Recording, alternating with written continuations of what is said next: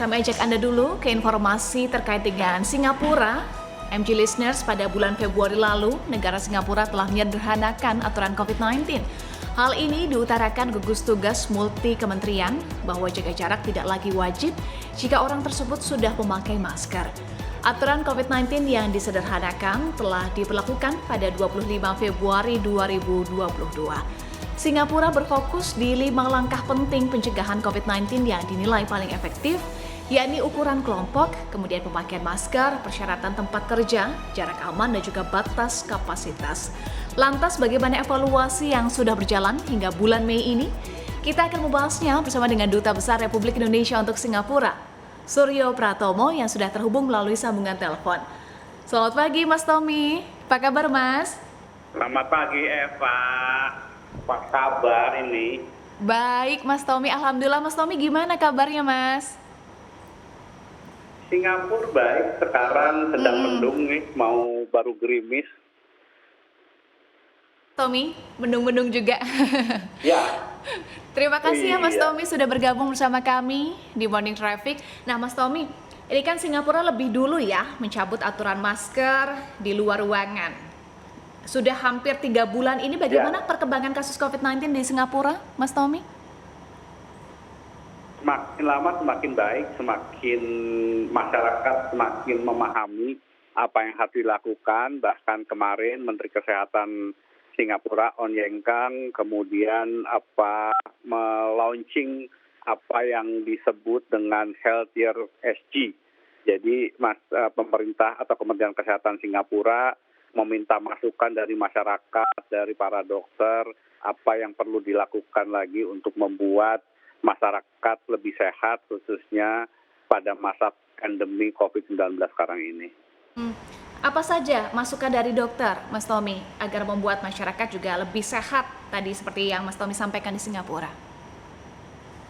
Prosesnya sedang berlangsung, jadi mereka melakukan town hall mulai hari ini sampai nanti tanggal 15 Juni. Nanti bahan itu akan diolah oleh Kementerian Kesehatan. Bahkan bagi mereka yang ingin memberikan feedback secara online juga dibuka. Jadi ini adalah bagian dari upaya untuk melakukan antisipasi kelebihan yang ada di Singapura itu, Eva. Jadi segala sesuatu fenomena itu kemudian coba dipotret, dilihat masukannya seperti apa, bahkan kemudian dilakukan riset. Dan dari sanalah kemudian nanti akan dikeluarkan sebuah kebijakan. Jadi kebijakan pandemi menjadi endemi, bahkan kemudian langkah-langkah untuk memperbolehkan orang kembali bekerja sampai 100%, orang tidak perlu menggunakan masker di luar ruangan, hanya perlu menggunakan masker ketika di dalam ruangan. Itu adalah bagian dari hasil kajian Litbang Kementerian Kesehatan Singapura yang kemudian dipraktekkan dan kemudian dievaluasi setiap saat. Iya, kajian terus berlangsung dan dievaluasi setiap saat ya, Mas Tommy, dari pandemi menuju endemi. Sebetulnya tahapannya seperti apa supaya Indonesia juga belajar begitu dari Singapura? Bagaimana Mas Tommy? Ya, nomor satu, Singapura ini menerapkan disiplin dulu pada masyarakat. Kalau kita ingat selama 1,5 tahun, ketika kasusnya rendah dan kemudian di 6 bulan terakhir itu terjadi kasus Delta, yang terjadi kasusnya juga meningkat, masyarakat diminta untuk sangat disiplin. Bahkan kemudian disiplin itu diterapkan dengan mengenakan sanksi. Pada awal tahun baru misalnya ada beberapa kelompok masyarakat pemuda yang menyelenggarakan atau lepas kontrol sehingga kemudian mereka merayakan tahun baru, itu diproses hukum dan kemudian dijatuhi hukuman bahkan denda. Itu yang membuat kemudian masyarakat di Singapura bisa lebih disiplin, dan kedisiplinan itu yang memungkinkan mereka sekarang untuk lebih paham apa yang harus dilakukan setiap warga ketika mereka memasuki masa endemi seperti sekarang ini. Iya, disiplin menjadi kunci ya Mas Tommy. Nah, relaksasi penggunaan masker juga akhirnya diberlakukan di Indonesia Mas Tommy mulai pekan ini. Singapura lebih dulu dan kunci disiplin itu tadi penting sekali. Kemudian apa tanggapan Mas Tommy soal relaksasi yang kemudian juga diikuti oleh Indonesia? Ini sesuatu yang memang perlu dilakukan. Kita bersyukur misalnya kemarin Lebaran Menteri Kesehatan kemarin menyampaikan kasusnya juga tidak terlalu tinggi. Ya. Artinya masyarakat Indonesia sekarang sudah mempunyai daya tahan yang lebih kuat, ada antibodi pada banyak masyarakat, apalagi kemudian masyarakat itu disiplin untuk mau menjalani vaksinasi bahkan booster. Ini sesuatu yang baik untuk memperkuat proteksi diri kita. Nah, kalau itu diikuti dengan sikap disiplin menerapkan protokol kesehatan, mengurangi potensi untuk berkerumun terlalu banyak, bahkan sekali lagi Eva, yang penting itu adalah setiap kali kita ingin memegang mata, hidung, dan mulut, diupayakan untuk cuci tangan terlebih dahulu. Kalau itu kita lakukan secara bersama-sama, maka ini akan sesuatu yang sangat baik. Dan kemarin ada pertemuan Menteri Kesehatan ASEAN di Bali akhir pekan lalu, dan kesepakatannya memang adalah bagaimana bersama-sama keluar dari pandemi dan kemudian recover together.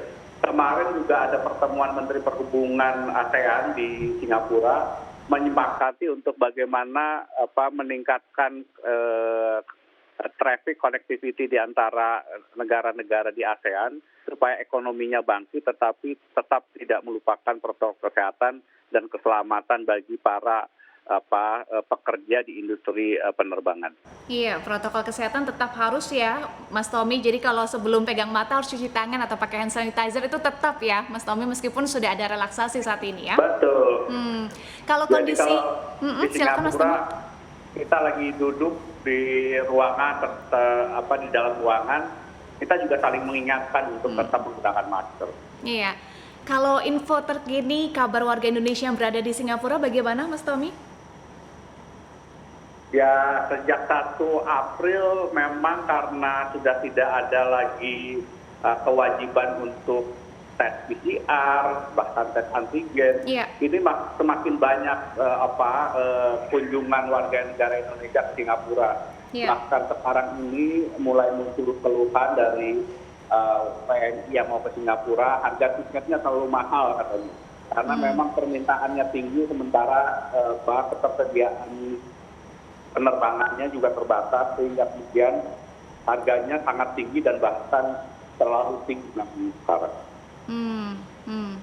Baik, jadi ada peningkatan jumlah kunjungan wisata di sana ya, Mas Tommy, dampak dari Saya perkirakan pelonggaran. selama sebulan terakhir ini mungkin ada 10.000 WNI yang datang ke Singapura. Apalagi ini mungkin akan meningkat lagi karena mulai hari ini orang dari Singapura kalau kembali ke tanah air kan tidak perlu tes PCR, Pak. Jadi ini juga akan semakin mempermudah perjalanan orang. Dan sekali lagi pertemuan para Menteri Perhubungan kemarin emang menyepakati untuk bagaimana meningkatkan perjalanan kembali di negara-negara ASEAN agar kemudian negara ASEAN ini bisa segera pulih, bahkan kemudian membangun konektivitas dengan wilayah-wilayah lain. Oke, itu tadi ya, segera pulih, recover together, recover stronger, Mas Tommy. Nah, Mas Tommy, kita boleh ya bahas sedikit soal olahraga, Mas Tommy? Soal olahraga, selain protokol kesehatan di Singapura, ada yang menarik juga dari ajang olahraga, Mas Tommy. Ini kan timnas Indonesia akan menghadapi Thailand ya di semifinal SEA Games Vietnam 2021. Nah, menurut Mas Tommy, mampukah Indonesia ini akan berhasil membalaskan kekalahan di final AFF tahun lalu? Nah, kalau kita melihat sekarang ini kan di SEA Games ini kan pemain yang usianya under 23 ya. Nah, pemain-pemain kita yang kemarin di Piala AFF itu memang usianya sangat muda, di bawah 23 tahun kebanyakan, sehingga saya melihat tim yang dibawa Sintayong ke Vietnam itu hampir sama dengan tim yang diturunkan di Piala AFF. Artinya kebersamaan tim itu sudah terbentuk lebih lama. Yang kedua, saya melihat grafik permainan mereka itu semakin lama semakin meningkat. Nah, ini mudah-mudahan malam hari ini melawan Thailand, mereka akan berada pada performa yang semakin baik dan bisa lolos ke final. Dan saya tadi sudah berbicara dengan Sekjen PSSI juga, harapannya di Olimpik para pemain itu tercapai pada final nanti. Karena itu Saya berharap para pemain tetap penuh konsentrasi karena memang di pertandingan pertama kita kalah dari Vietnam, dari tuan rumah. Tetapi di 3 pertandingan selanjutnya kita lihat penampilan